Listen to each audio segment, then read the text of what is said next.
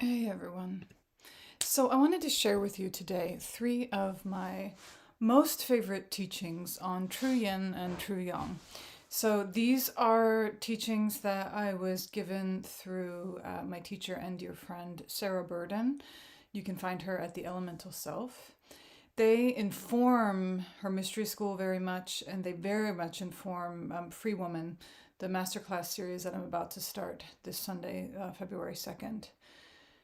Because Free Woman is a lot of things, but one of the things that it could be said to be is a series devoted to freeing your true yang movement, your penetration into the world, your articulation, your mind, your throat, your voice, your truth, your loving, your killer instincts, right? We're working with some penetrative kind of yang forces at the same time that we're doing that from this cultivated field of the yin. That, her mystery school is both, right? But a lot of where we lean is towards cultivation of magnetism, internal potency, right? Presence, poise, all of this, the central axis, the hidden sacred, the interiority, and potency, which is this kind of resting potency that is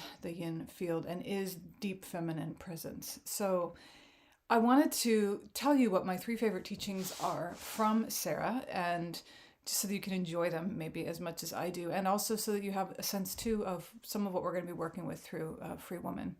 So first of all, how she speaks of the yin field and true yang movement, kind of the difference between the two, I really love. And this is paraphrasing Sarah. If you want to find her at the Elemental Self, you can. And she's articulate. I trust her deeply. I mean, such a beautiful and yeah, we've been sisters for a long time. So the yin field. When you think of the yin field, you think of what is deeper, darker, underneath, behind, right? Inside, it's wetter, denser, colder, right? So it's a consolidating force. There's a consolidation that happens. This is the realm of the reservoir. This is the realm of enoughness. This is the realm of the ground of being. The way that Sarah talks about it is that the yin field, although deeply receptive, is not passive. She uses the word volcanic, right? It is a field of potential, of potency, from which then true yang movement will emerge. The yang movement, which is lighter, kind of brighter. It moves out to the periphery, right? So the yin movement, you could say this is a consolidating movement towards the center, towards gathering. Then yang movement is towards the periphery. It's more penetrative, right? It's penetrative. It's a gift. It's something moving from you. So those are basics, and by the way, these are basics, but these movements and the way that I've come to understand them very much inform how I hold the school and the understandings that are moving through it, and they're going to inform the way that we work with Free Woman, because in Free Woman we're looking at, like, all right, right, you have to be free to express, your mind, your truth, your voice, your heart, your loving, your killer instinct, and yet all that penetrative movement, all that moves from you, that creates from you, also wants to be in alignment and in right relationship with the bigger natural laws and divine laws as expressed, for instance, through the way that true yang and the yin field move with each other and create a unity, right? Okay, so let me give you the three teachings, and you'll see how this relates. So the first one is that yin and yang make each other true. And that's how I understand it. But the way that Sarah would say it is that, like, well, I'm quoting her kind of, I'm drawing from her, that the yin field, right? The potency of the yin field, it's the enoughness, it's magnetism, right? And it's a saturated It's a saturated power that just rests in power. Like in the school, I will say, just sit down into your power. What that is sitting down into the yin field, sitting down into the power that is, rather than attempting to posture or move into power that could be, that is often lighter, a little less consolidated, a little less substantial, right? So a little emptier. The dangers of the two, the beauties of the two, right? Obviously, the beauty of the yin field is that it's restorative, it's potentizing, it's substantiating. There's a truth in there. The beauty of the of yang movement is that then that's the creation from that place. That is you moving from true nature to actually live, breathe, express, create, love, defend, express generosity. That every movement of beauty is a movement of the yang, is a yang movement. Every movement of true beauty is a true yang movement. So, and you can see how there's a lot of distortion in the way that things have gotten conflated and mixed up with masculine, feminine, da da da da da. Like, for me, these teachings really help to come down out of all the rhetoric into something that is anchored in the also more than human world, right? These are these are laws of creation, not just kind of confusions and rhetoric in the human world. So the way that they make each other true, at least the way I hold it in the school, is that, okay, well, the yin field, yin, because it's denser, darker, wetter, more insight, right? It's internal. The danger, right? An imbalanced yin field starts to stagnate, to compress, to kind of collapse in on itself, right? It can, and it needs a yang move. It needs aeration. It needs a decompression. It needs a little light. It needs penetration. There must be a penetration into the yin field to keep her aerated. I'll just let you kind of feel into all the ways that this echoes across all things. But basically, that then, right, that they need each other, right? And if you've seen the diagram, you know that they lead one into the other. But realigning with that movement means that we align with the totality and the way that they move, right, in their truth. And the work then is to kind of balance and keep them in relationship to one another. So a suffocated yin field needs yang. She needs to move a little bit more out to the periphery.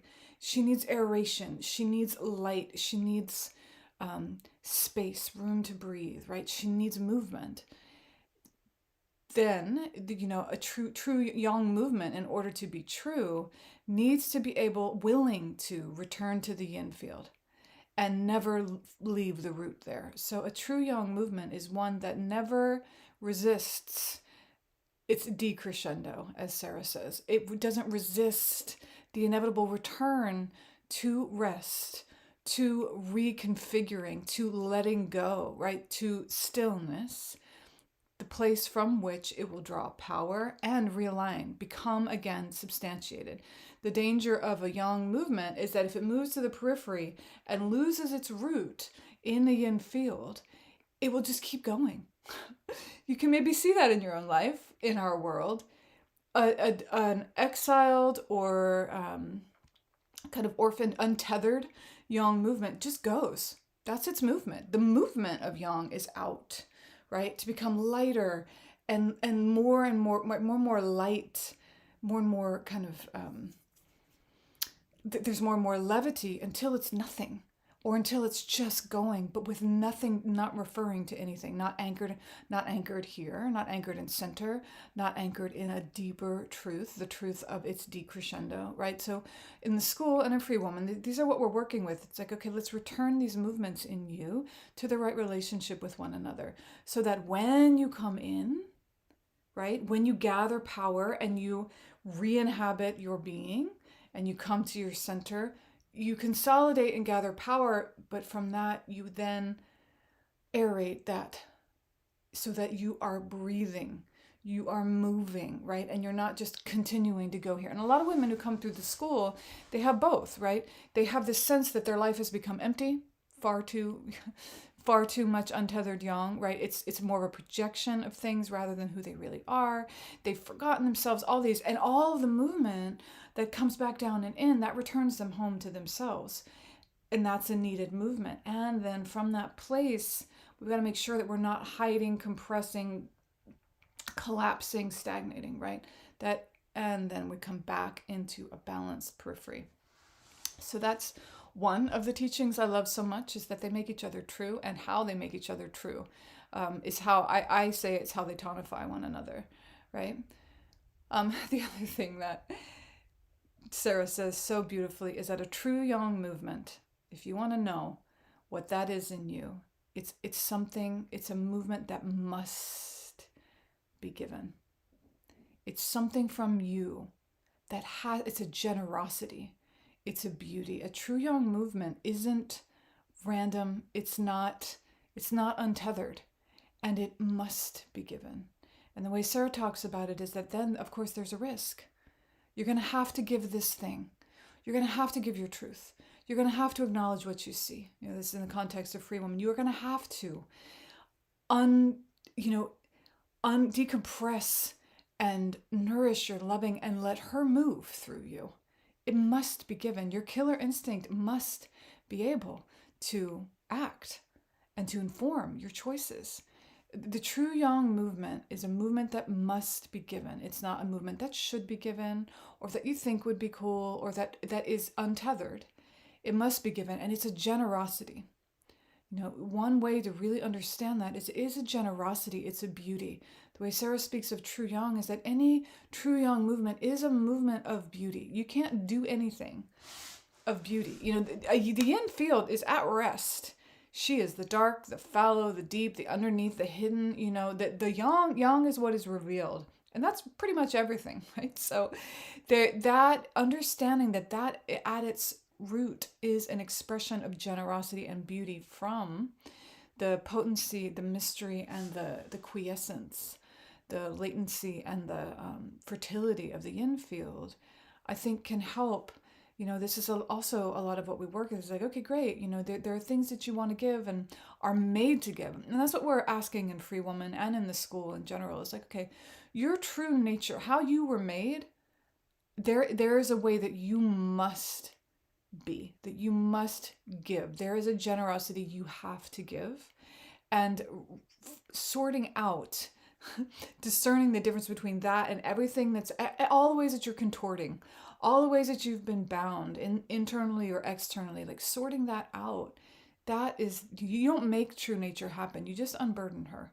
You just kind of move everything away and tend to her, and she moves. That's how that goes. So the true yang movement is a movement that must be given. It's a gift that must be given. And in that, as Sarah so beautifully says, there will always be risk, because you don't know how it's going to be received, right?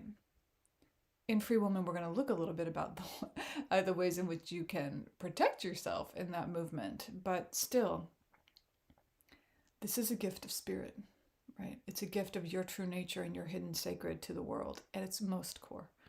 Okay. And then the final one is that she says that yin and yang are equal, but they lean in the direction of yin. So there's a way of understanding then, and my observation is right, and this is how I work with it, is like, yes, they are equal, but there's a little lean in the direction of yin. There's a lean in the direction of, like, yes, a movement to be true.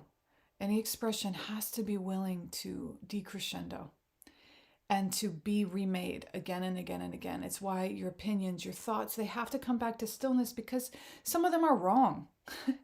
And they have to be willing to decrescendo, right? Your loving has to be willing to reorient, come back into your chest. Your killer instinct has to be willing to kind of come back in, get quiet, survey the terrain, right? Really ask what is protective and what is just further entangling. All these things. So that there is a lean in the direction of yin, and in a deep feminine wisdom stream, which is where we are, this makes total sense, right? We lean a little bit in the direction of, and I never leave my root, right?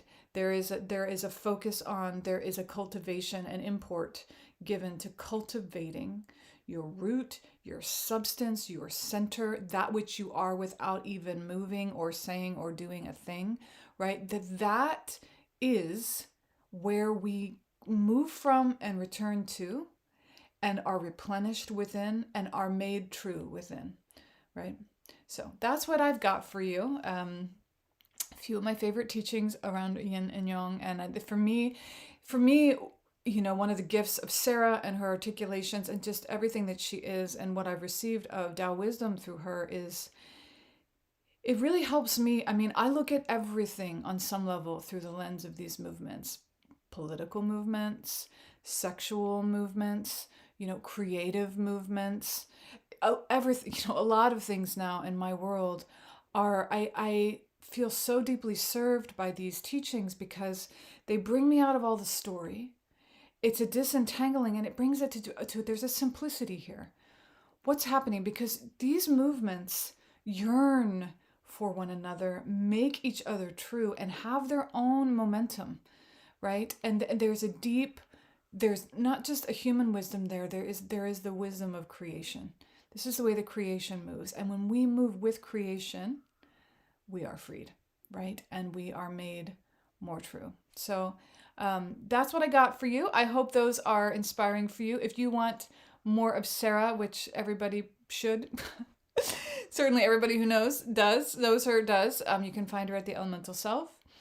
You can find me at her mystery school, or Jumada Sophia is coming up. But we start Free Woman on the 2nd of February. We're going to work with your mind, the seer, your voice, your truth, the truth keeper, the Magdalene, your loving, and your killer instinct. Unburdening those and working kind of deeply with these principles, among others, derived from the school. All right. Love you guys. Bye.